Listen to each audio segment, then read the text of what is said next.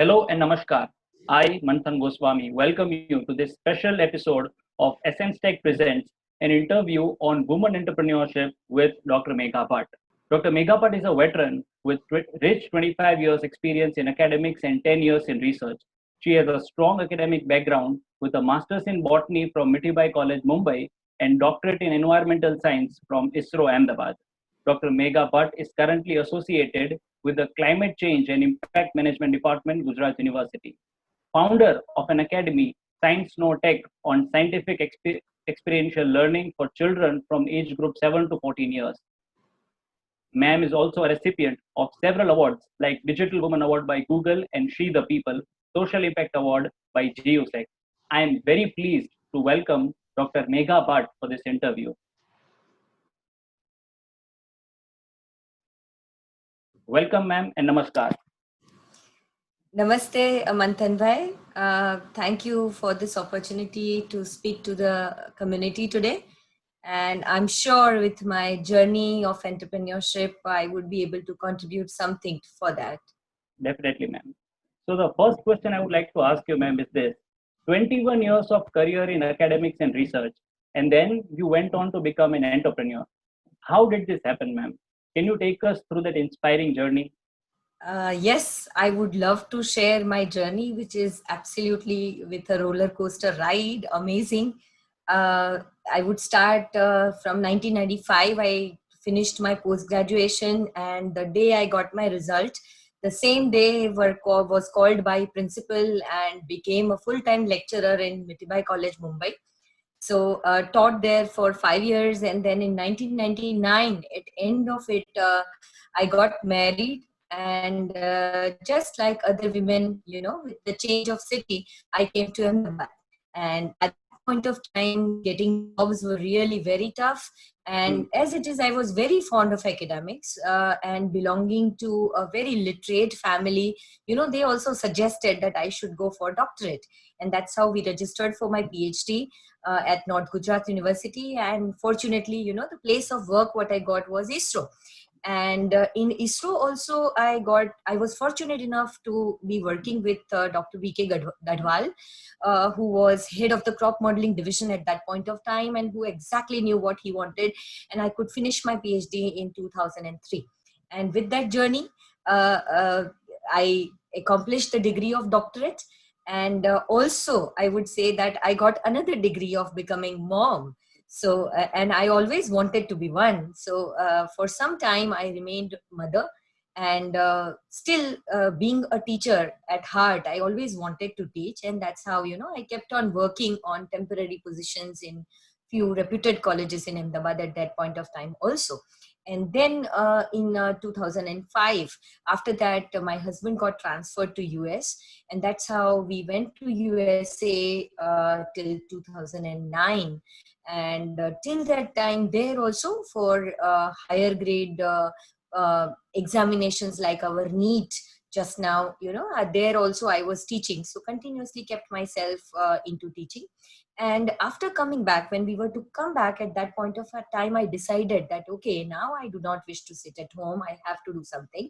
And that's how I put up a project proposal in DST, Government of India.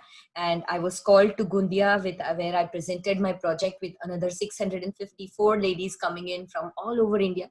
And I was very fortunate, in the second round also I got chosen, and I got fellowship at that point of time, and be given a new identity of women scientists. And my project I implemented at Gujarat University at that point of time. And incidentally, it so happened that Gujarat University had just started a new program called Climate Change and Impacts Management, which was a master's program. And that's how basically, I kept on doing the teaching part also, the environmental science and climate change at that point of time, along with being a teacher. So now I don't know how to start, but in 2015, again, life took a twist one more time. At home front, my son was in sixth standard at that point of time, and few of his friends were here for some party. And, we did few experiments, and they had so many questions. And being in the teaching field, I really thought that who else could be better person to answer all these questions. And that's how I came up with the idea of my endeavor called Sinotech. And incidentally, the project was also getting over, and at that point of time the teaching positions were also quite temporary in most of the universities.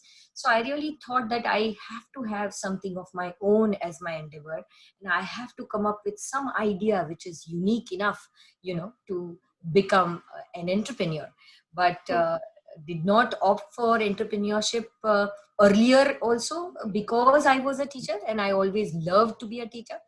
Today, being my own endeavor as Sinotech, I should say that I am a women entrepreneur, but definitely an educator first. Yeah. Yes, I think I answered your question.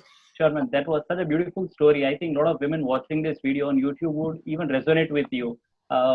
Perfect mixture of personal and professional life, and how you manage both of them so beautifully. So, another question I would like to ask you is: can you tell us more about Sinotech? What methods do you follow to make science more interesting for students? Yeah, see, basically, for any entrepreneur or for any startup, the idea should be very innovative. Now, innovative meaning something which is, with such a population, lots of startups are coming up these days, but at the same time, the history, says that the startups who are coming up, in the first year itself, so many startups, just closed down. Yeah, and why that is the case? Because the idea may be unique enough, but it may not be a feasible idea. So one has to come up with something which is really very unique, where you are trying to show people that you are actually doing something very different than what people are doing in the city, in the same sector. So in the education sector, I would say that first of all, people really get confused between what you call it to be experiential learning and what you call it to be experimental learning. So Sinotech is a platform for, I always say that breakthrough platform for experiential learning. So what is an experience where, I use multiple languages of learning? Like, it's not only about, science is not only about experiments, it's about so much giving an experience to a child. I'll give you a perfect example. I should tell you that suppose if they have a chapter of fiber to fabric, okay, they have it in grade 6, grade 7, and grade 8, all the three. Now, experiments are not possible. So what can you do? So in that case, probably you first introduce the theory with audiovisual. Then you take them, you try meeting up with an expert who will show them, more than 100 plus samples for stripes, checks, and all that, that how those warp and weft creates a fabric. And then you take them to a place like Vidyapit, where, they buy yarn and you weave khadi there itself and come out. And then you come back to the classroom, and on the individual looms, probably they should try weaving their own fabric, so that they understand that in 2 hours time, probably they are not even able to weave the bookmark. So they will understand the value of the fabric also when they discard it so easily. So basically the skill based learning is something what you call it to be Sinotech is.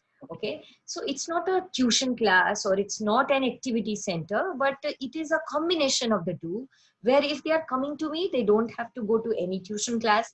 We operate from grade 2 to 10, and where weekly sessions are there. Once in a week for 2 hours, they have to get back to me.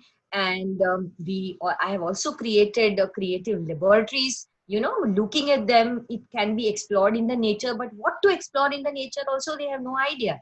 So I've created laboratories for physics, chemistry, and biology and general science. And I have also started, my activity-based math module called Sinomath now. So yes, Sinotech is a very different initiative what I have tried creating. Very true, ma'am. Growing up as kids, I wish even we would have got the same exposure. Our curiosity for science would have been totally different if we were exposed to the same environment. Ma'am, Absolutely. a very important question from the present scenario. It is said that lockdown will prove to be very bad for startups. So, ma'am, if you could tell us, how do you deal with this? How do you stay positive? And how is Sinotech moving during this lockdown period? I'll be very honest to you that lockdown has been, it has been very positive for me at least. Because, avenues always open up. Always remember that something positive is waiting for you. So probably I'll be very honest to you that I'm not a very techno savvy person. Okay. And I was always scared of technology, using more technology, because I'm a hands on person and I do a lot of experiments, a lot of model making, very creative craft work for children. You know, in lower grades, I do a lot of movie watching and try teaching in a very different way. But probably for these online classes, what people are doing right now is something very different than me. So I will tell you that I was amazed when, once one of the very known business networking unit actually Mhm. hosted us just before a month, for a workshop, and it was a hands-on activity workshop, and there were 309 laptops connected, at that point of time, and more than 700 plus participants were there, which I could see, and people connecting from Pune, Bombay, Calcutta, Bangalore, Delhi, Chennai, that was okay. People connecting from USA, Canada, and Australia also. And Okay. you know what? More than anything else, day before when I was conducting a workshop, I saw a child who said that I'm from Guwahati, and another child said I'm from Balaghat. And I asked, Beta, where is it? He said it is in MP. So I was amazed that technology takes you, where to the doorsteps of somebody who is, so I think it has taken me from local to global, I guess. So True. for me, it has been very, very positive journey in lockdown. And I have tried creating entirely new stuff in terms of audiovisual, because, to get hooked, especially children from grade 2 to grade 5 is very difficult, okay, to Difficult. make them sit for 1.5, 2 hours. So I think, as our tagline says, exposure leads to exploration, and exploration to innovation. So we got exposed to the pandemic, which made us explore the new vertical itself of this creative online teaching, which is, I think, very positive. That was blessing in disguise, ma'am. Absolutely, absolutely. Yeah. Ma'am, what were the challenges you faced when you started out, or or do you challenges you faced during the entire journey of your entrepreneurial journey in terms of funding or mentorship or any other challenges, a woman entrepreneur that you might have faced? Okay, so as women entrepreneur, first of all, I would say that being women, it's an advantage.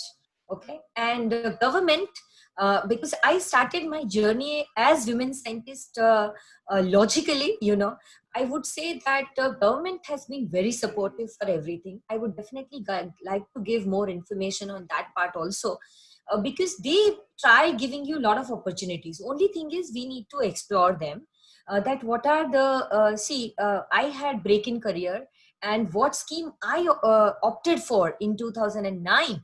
At that point of time, it was so new that nobody knew that government could fund us as much as 26 lakhs for so many years, and the fellowship also was pretty high.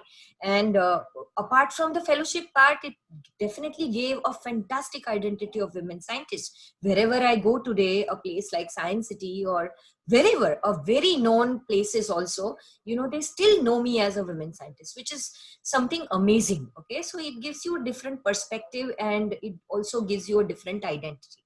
At Definitely. the same time, I would say that the challenge, if I start with, then the first biggest challenge for my personal journey was learning about experiential learning. Already at that point of time, I had experience of 21 years, and I already thought that I knew everything. But today I tell you that I know nothing, because world is at a very different level. And not only that, we need to learn every day we have to update and upgrade ourselves. We have to keep on, today I take up online classes continuously. Trust me, this rote learning pedagogy has been part of us so much that to convince parents also about experiential learning is a greatest challenge today. All right, True. that was the very first challenge I faced, that learning myself about experiential learning. Then convincing parents was a greater challenge. Second, naturally, is to put up the creative laboratories, for which a huge investment was needed. Fortunately, my husband and family was very supportive, so we could come up with that with his support also. Design standard wise, chapter wise module for richest possible experience to the kids, which is like in the city people are doing, but they will show the same experiment to a grade 3 child also and a grade 6 child also. It should not be the case. So basically designing the curriculum also was a greater challenge in my case, and of course to join hands with passionate faculties and experts to scale up this whole idea, which we slowly and steadily started joining hands with people as experts coming in. So I think these were the basic challenges in my case, I think. And according to you, like I'm very sure many budding entrepreneurs would be watching this YouTube video and they would be inspired by you. So, which according to you are important skills that an aspiring entrepreneur should possess in 2020?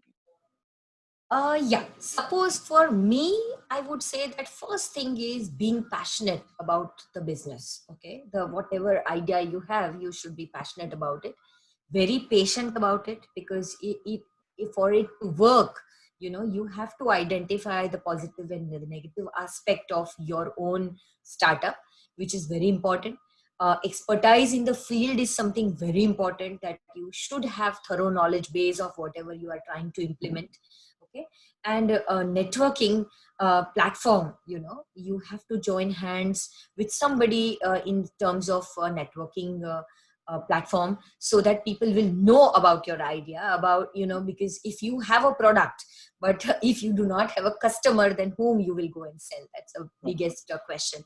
And naturally to join hand with like-minded people but with different expertise. So in my case, I would tell you that suppose skill is concerned, if somebody asks me what are the fees, I would definitely divert him or her immediately to my co-founder, my husband Salil Bhatt, because he looks at the I look at the academic part of it and he looks at the administrative part of it, and now we have a huge team also to assist. So for different expertise, now we need person for even the digital media marketing. So basically you have to identify that what is your scale of expertise, and that is what you can do. See, earlier, because of the lack of funds, possibly you cannot hire people in earlier times, but then slowly and steadily, when you are in the growth phase, probably you can start having good people around in the team. So building up team also should be the next goal. Yeah. Passion, patience, networking, expertise, and building a great team. Those are the things which you think are the most important skills for an aspiring entrepreneur. Ma'am, who was your inspiration when you started out, or who do you look up to for inspiration? I would say two names possibly.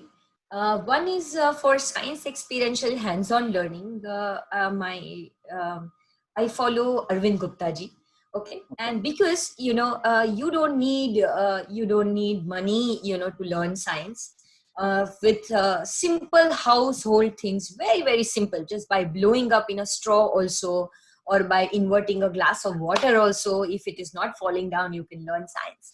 So possibly he is the person whom I always felt that the little intricacies of the videos what he shows is so amazing, that the children would learn it just like that. So for science experiential learning, I think I would say my inspiration is Mr. Arvind Gupta. And for other things, in terms of having what do you call aspirations, or in terms of having some vision, then I would definitely quote Mrs. Kiran Beer Sethi, who is the, whom I know that in 1999, she just, dreamt of having a school like School Riverside. And it is there in Ahmedabad right now, running so well, with such a beautiful idea of, children having, think, imagine, and uh, uh, doing everything on their own, and making them entrepreneurs right from the beginning, with the younger age. So basically it was a very different pedagogy what she believed in before 20 years, when nobody could think about it. But she could dare to dream, and she actually she has already her dream has already come true. So I think my inspiration, I would say, that is Mrs. Kiran Beer Sethi. Yes. Ma'am, how are startup opportunities in Gujarat? Do you think entrepreneurs can start their venture and become successful in Gujarat without traveling to Bangalore or Pune? Yes, I think Gujarat basically have entrepreneur or business DNA already. Okay. True, ma'am. So yeah, so for us, આપણે તો બધા ધંધાવાળા જ છીએ. Okay. એટલે in fact, if person like me and Salil, where our background was always, we both were in services for more than 20 years. Now, since 5 years we are into this business, but still we feel that we are also learning. The some hand holding is definitely required if we are not into business earlier. So there are startup incubation centers, doing fantastic and fascinating work. One I would like to name is GUSEC, that is Yeah. in Gujarat University. Okay, so where, because I was already a faculty there, so before 5 years I was probably one of the first person to incubate there as a faculty led startup, which has already 150 plus startups incubated already, and supposedly the largest in India, I guess. And you're talking about going to Bangalore or Pune. I would say the extent that you will not need to go out of GUSEC premises at all to get your work done as a startup are combination of various genres combining tech startups, products, services, and all. So it's a kind of a community with one-stop shop solution, So, and I'm sure there are other incubation centers also in different universities working Yeah. equally enthusiastically.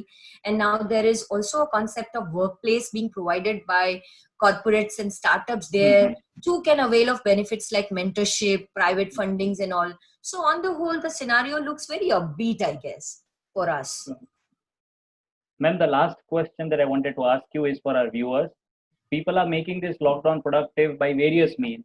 So if you could recommend any one movie or web series and one book for all the viewers. See, basically, sure, let me recommend some good read or movies for children, as I believe in these trying times. Adults have a lot of webinars and all happenings, but there is hardly any platform which does something interesting and engaging for kids who probably Very true. need more help the most. So probably, there is, if there is something coming up, we ourselves are coming up with a series, where and it will be open for everybody on the Facebook page also. We keep our Facebook page very live. It is with the same name, Sinotech, same name for the Instagram also. People can follow it, and probably, that series, the first lecture I would like to keep would be on cyber security, because children are spending maximum of their time these days on the gadgets. And unfortunately, most of the time, because the parents, see, it's not that they don't want to supervise it, but probably we are all held up so much doing all the domestic chores ourselves. Probably we have no time, for the supervision. So for that, first of all, we as parents, we need to understand cybersecurity and other problems like cyberbullying and all that, which are very common. So please follow such programs. That would be my first recommendation for the day. And probably for the Hindi movies, I would always say that please make them watch right from 1970s to the latest movies where, say Swades, or say English, or some sports based movies like Chak De and all, where, the takeaway is very, very strong, where, we should try to create humans first rather than being students, I think. And for making them humans first, they have to have that humane spirit, and for which I think they must watch such movies which has some kind of takeaway. I always, tell my son probably that suppose in Dangal there is a line where, Tera Baba nahi avega tujhe bachane ko. So it's like, children are always dependent on parents for everything and everything. But if that little takeaway, if the person is able to pick up from that lovely movie, I think children can become independent enough. So I think I'm done for this Sure, question, ma'am. Manthan Bhai. Thank you. Thank you so much, ma'am. That was such a beautiful discussion. Build humans first and students later. That's what Dr. Megha Bhatt had to say. Beautiful thought. It was a great discussion, ma'am. I'm very sure anybody, women and men willing to have their startups would get a lot of inspiration from you and your journey. Thank you so much, ma'am, for taking out this valuable time. Thank you. Thank you so much, Manthan Bhai. You also asked very, very apt questions, and I was very happy to share my journey with all of you. Thank you Thank you. so much. And I think I would just like to end with one line that My dear parents, whoever is they are watching me, please expose your kids to everything and anything coming to your city, because exposure only leads to exploration and exploration only to innovation. Thank you. Thank you so much.